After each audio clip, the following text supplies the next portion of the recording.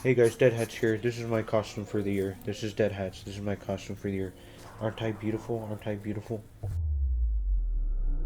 DeadHatz. Horror is a genre that has seen controversy time and time again, and every time a certain sentiment is said.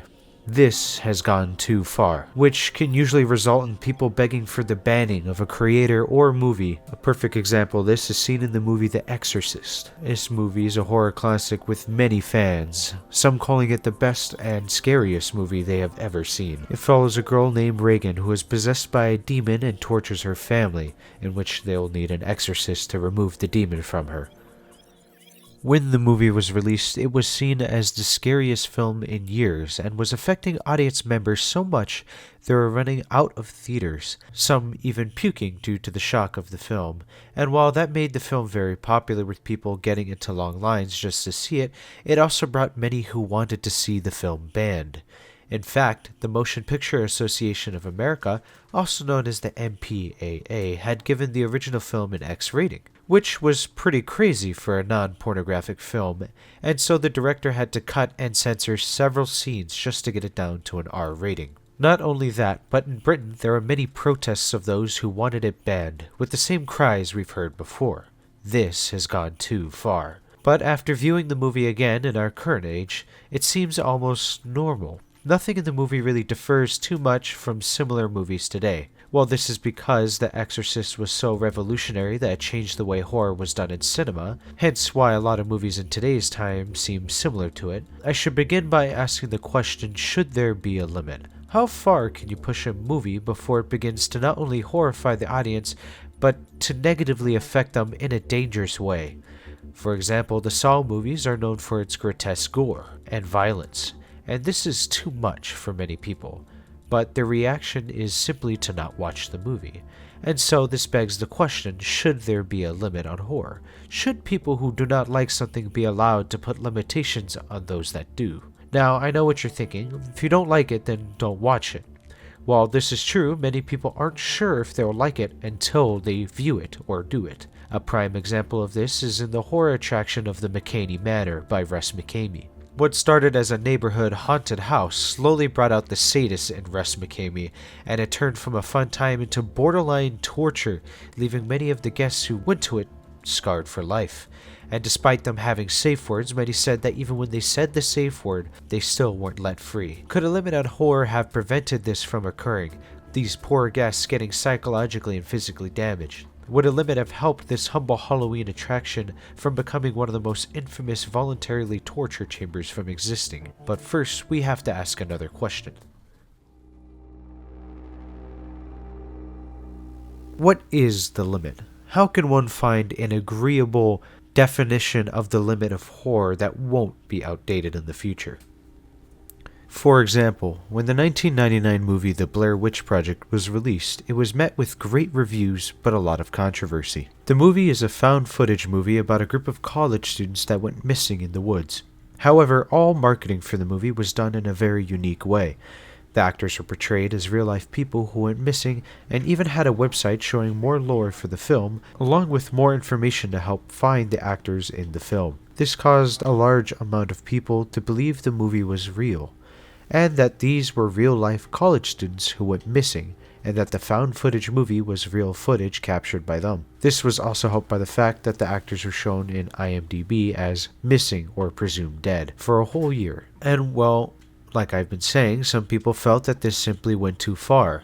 However, this paved the way, I'm sure, to inspire many more works of unfiction in the following decades, as we now live in a world filled with films and web series that are promoted in the same way. What might have been considered too far then is now the most popular way of doing things, so how can one find an agreeable limit on horror when we don't know if too far now is going to be too far in 10 years in the future? If someone had put limits on the Blair Witch Project back then we might not have had the classics that we have today. Also, on another note, how would one ensure that a limit on horror is healthy for creators? How do you make something a limitation while still allowing the creators and writers to be free to make what they desire? I'll bring up a more recent popular example that I have discussed before, but feel would be worth mentioning.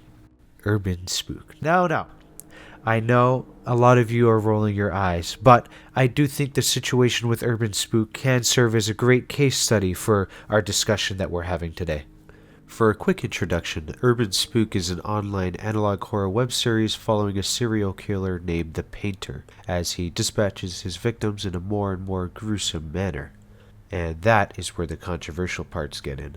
The series covers some very deep topics such as violence and assault against children. This has sparked many debates on whether the series has gone too far. While it could be easy to paint the discussion into two main groups, the truth is everyone has their own unique opinions on the matter. I am going to be discussing some of UrbanSPOOK's attitude outside his content, but I would like you all to keep in mind that you can enjoy his work without liking him as a person.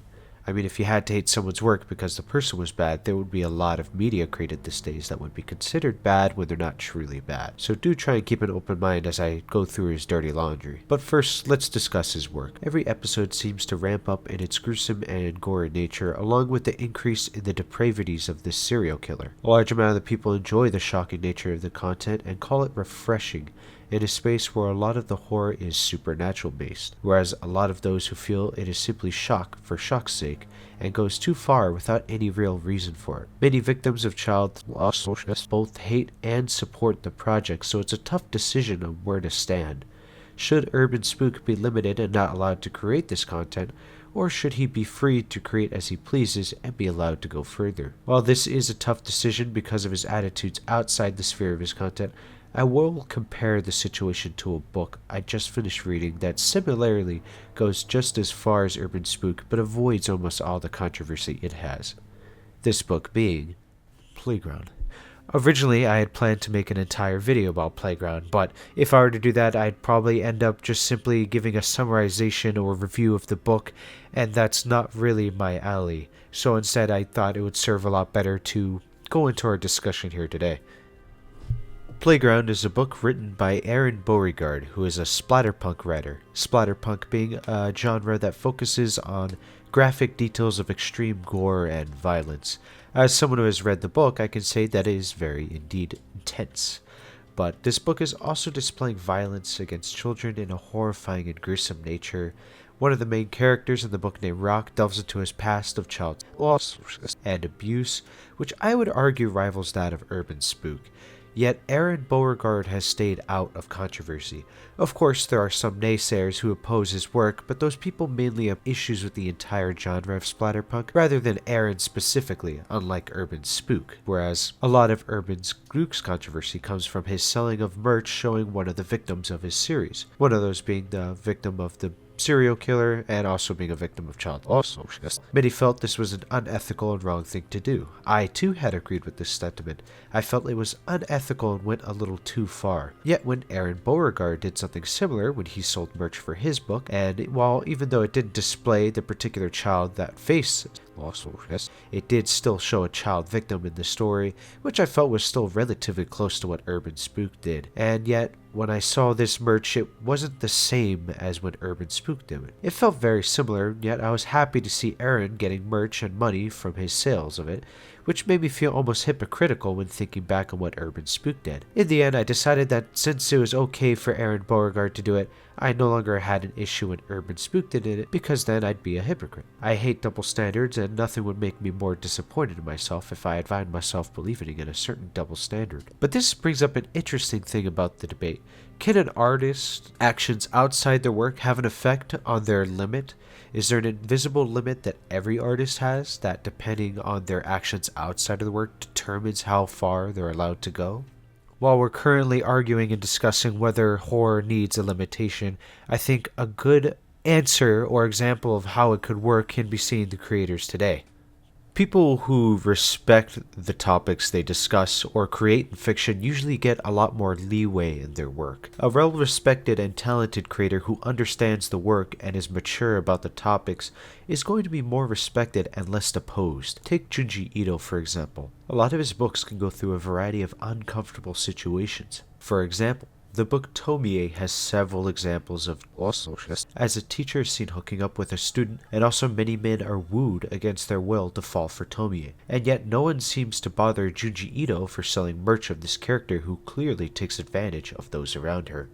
And yet when UrbanSPOOK did the same, it was seen as a horrifying thing for him to do. And I believe it is because of UrbanSPOOK's attitude outside his work that the disliking of him begins to bleed over into the disliking of his work. In fact, many of the dark topics portrayed by UrbanSPOOK have been covered before in other fiction, yet he is the one taking a lot of heat for it. And I think this stems from the fact that when UrbanSPOOK was responding to the controversy, he wasn't exactly the most polite or respectful about it. He was throwing jokes regarding some of the allegations, which honestly, in my opinion, weren't very warranted. A couple animations from way back when there was a totally different type of humor, does not prove that someone is a pedophile. I'm sorry, that's just how it is. However, when you're being accused of such things, to throw back jokes such as this, it tends to make people angry at you, and thus, therefore, they're going to not treat you with as much respect as they would, let's say, Junji Ito. That also combined with his tendency to lash out occasionally when he finds something annoying can make people start to have a bad taste in their mouth, and when people have a bad taste in their mouth, they begin to dislike anything to do with them, which ends up stemming and bleeding over into his content. And so this begs the question, does a creator's attitude outside their work allow them to have a bigger limit? And is this the most ethical thing to do, as it would insinuate a sort of inequality amongst creators? The quality of the work. I was actually able to catch an example of this live while watching a Goose Boose stream. By the way, if you don't know who Goose Boose is, he's a much bigger creator, makes great videos, check it out, a lot of it's horror centered. Anyways, we're playing analog horror bingo. Basically, we'd watch a bunch of analog horror and some digital horror videos and fill out a bingo chart. It was a lot of fun. We watched several videos in order to fill out our bingo cards, and it was quite fun until at one point we hit Lacey game clones. For those of you who don't know, the Lacey games are basically videos centered around a character Lacey, and it's it's digital horror that emulates Flash games from the early 2000s. The original Lacey video was very well made and very well told. However, when these other projects attempted to do the same thing, it felt almost as if the subject matter was misused. I'll show a short clip of the stream right here, and Goose actually says it best. You're ripping off from Lacey's. Is the whole thing that you got from Lacey's wardrobe and like Lacey, the whole Lacey series, is that scary? It's more than that. I don't know if anybody knows that. Many people in the chat felt almost uncomfortable when viewing the video, many upset over the handling of the subject matter in the content. I mean, if someone was discussing a very traumatic topic for you, you would want them to take the utmost care with it, as if it was done incorrectly, it could not only be angering for you, but may be able to bring back the trauma and make it worse. However, who gets to say what is a good and bad way to go about a topic? Going back to UrbanSPOOK once again, although many disliked his handling of the material, there was still a lot who supported him, despite also being victims of some of the trauma discussed in his videos, which ends up begging the question again. Should a limit be made? So there's definitely a point where a person could go too far, but is an actual agreed upon limit a good idea? It would not only take forever for everyone to agree on something that aligns with everyone's views, but what if someone feels a certain creator could go past a limit as long as they're being respectful? And would it be unfair if certain creators get an added bonus compared to others just because they're a better writer? How would we ensure that this limit isn't too constraining on creators who love testing limits and exceeding boundaries for the sake of innovation and testing things out? And also, how do we prevent these limits from holding us back from innovating in the next decade? I think I've asked a lot more questions than I've provided answers in this video, but my point is to bring discussion to the topic at hand. Obviously, if you're bringing real harm to viewers, physical or mentally, then perhaps you should slow down or stop creating altogether. But then again, how do we ensure that this doesn't stop people from experimenting? Because without experimenting, we wouldn't have many of these classics that we have nowadays. The entire horror genre would just end up remaining as it was decades ago. So while it seems like the question really doesn't have an answer, I do believe regarding this question, it is a case-by-case situation that we have going on here. It really does depend on the creator on how far they can go, with some being given more leeway than others. But is this really fair for the creators out there? And would someone not being the best writer really be a good reason to hold someone back from creating more? What do you guys think is the solution to this issue at hand? please comment down below, and I'll be sure to read and reply. I do really like discussion, and this is just something that I thought was worth talking about. So I will read every comment you guys leave and hopefully reply to it if I have the chance on where I think I stand with the topic. If you disagree with me, also let me know. I'm totally down to have discussions and open to having my mind changed as it's happened before. I want to thank you all for watching, and happy Halloween, but I will have more Halloween videos coming. Just be patient, please. Thank you, and have a good evening.